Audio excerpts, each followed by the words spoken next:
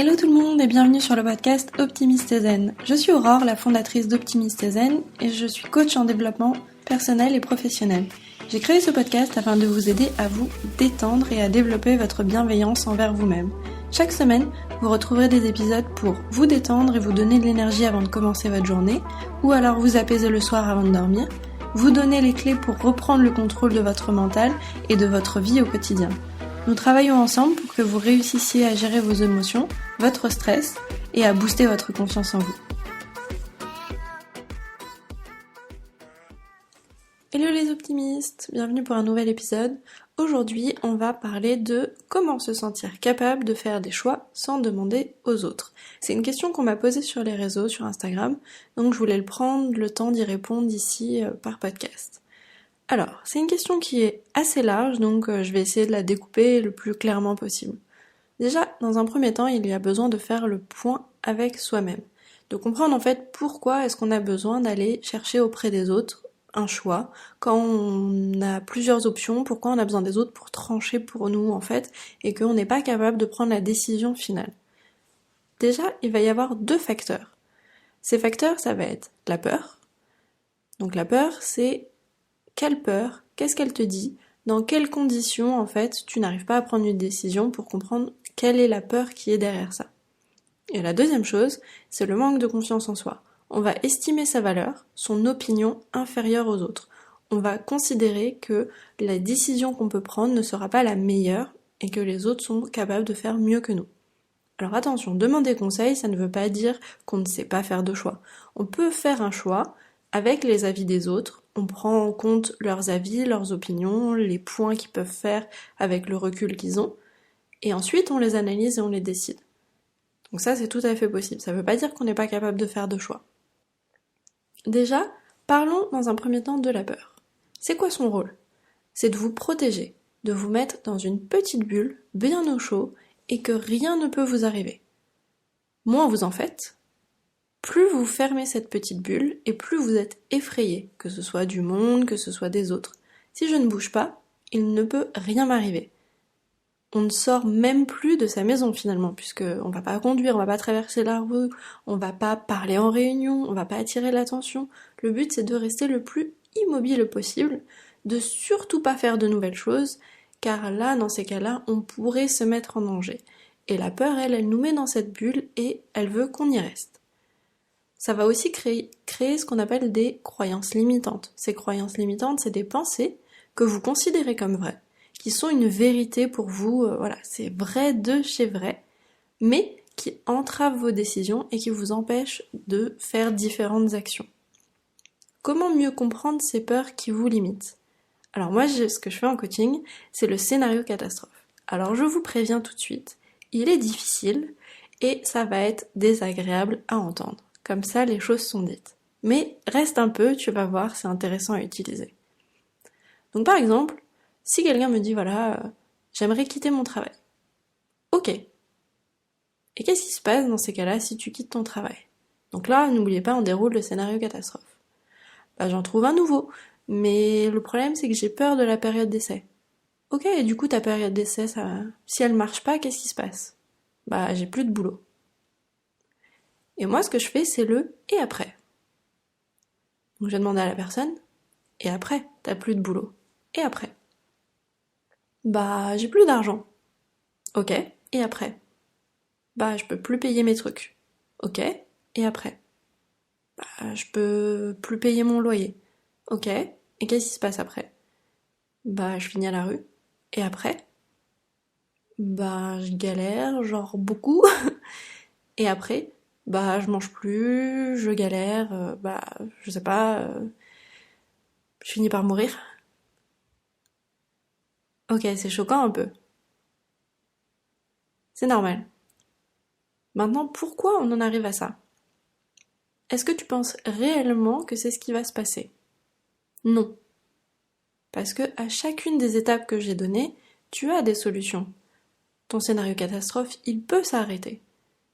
Tu trouves un autre travail, tu peux être soutenu par ton partenaire si tu en as un, tu peux demander de l'aide, être recueilli par un ami, par de la famille, demander de l'aide à des associations, demander de l'aide avec les aides de l'État, faire d'autres choix. Tu peux vendre des choses, tu peux prendre un travail qui ne te plaît pas tout de suite, mais qui t'aidera. Là, j'ai déroulé le scénario catastrophe de chez Catastrophe. On ne voit aucune issue. Et la peur, en fait, c'est exactement son rôle, puisqu'elle va te montrer ce qui se passe. Donc le but de cet exercice, non, pas te montrer ce qui se passe, te montrer ce qui serait possible si toutes les choses allaient mal. Mais ce n'est jamais le cas. Tu peux toujours trouver des solutions à tout ce qui t'arrive. Donc le but de cet exercice, c'est d'évacuer tes peurs et de comprendre qu'est-ce qui te retient, qu'est-ce qui te freine, et surtout de comprendre de quelle partie en fait tu as peur. Est-ce que c'est la première étape? Est-ce que c'est un petit peu plus loin? Et l'exercice, il fonctionne pour n'importe quel sujet. Donc là, j'ai pris l'exemple du travail, mais vous pouvez prendre ce que vous voulez. Mais l'information qui est intéressante, c'est que la fin, c'est toujours la même. Parce que la peur a un rôle protecteur, mais au sens primitif du terme. Si vous êtes face à un ours, vous aurez peur. Mais vous évaluerez rapidement vos options, et vous arriverez à 2 choix. Soit je me bats, soit je fuis. C'est pareil pour absolument tout ce qui vous arrive. Tout ce qui vous fait peur. Soit vous décidez de le combattre, et vous trouvez une solution, soit vous fuyez. La deuxième chose qui vous empêche de prendre des décisions par vous-même, c'est que vous ne vous faites pas confiance. Vous ne considérez pas avoir les capacités nécessaires pour prendre cette décision. Du coup, vous allez aller la chercher ailleurs. Vous chercherez les compétences auprès de quelqu'un d'autre, quelqu'un qui va être plus gradé, qui a un meilleur diplôme, quelqu'un qui connaît mieux le sujet, quelqu'un qui a plus d'expérience. Et c'est pas un problème d'admettre qu'on n'a pas les capacités de décider quelque chose, c'est ok. Il nous manque des informations, on va les chercher auprès des personnes qui peuvent nous les donner. Par contre, si on le fait pour tout, son plat au restaurant, un vêtement, puis qu'on monte sur des choix plus importants, un diplôme, un travail, une société, voire même une relation amoureuse ou un lieu de vie, alors là on passe un cap qui devient énergivore pour les autres et même pour nous. Pourquoi dans ces cas-là? On demande aux autres de choisir pour nous. Et s'ils ne le font pas, alors là on s'énerve. Bah contre eux, pas contre nous du coup. Et là c'est la cerise sur le gâteau, puisqu'on s'énerve que l'autre ne peut pas régler notre problème. Du coup vous comprenez que 1 fois, 2 fois, 3 fois, ok. Mais on finit par générer de la tension chez l'autre. Et au bout d'un moment, il finira, soit poliment, soit peut-être pas, par nous dire de nous débrouiller tout seul. Dans ce cas, qu'est-ce qu'on fait? Eh ben, on prend le temps.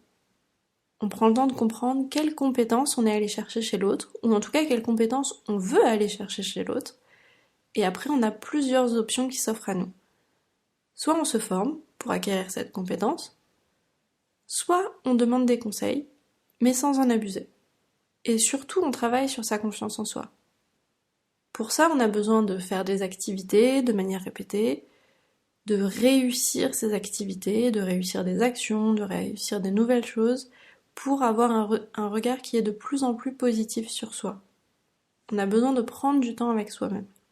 Donc là, les 2 situations que je vous ai expliquées, que ce soit les peurs ou le fait de booster son estime de soi, c'est prendre du temps avec soi pour comprendre pour quelles raisons on va absolument chercher chez les autres ce qu'on pense qu'on n'a pas en fait pour soi-même.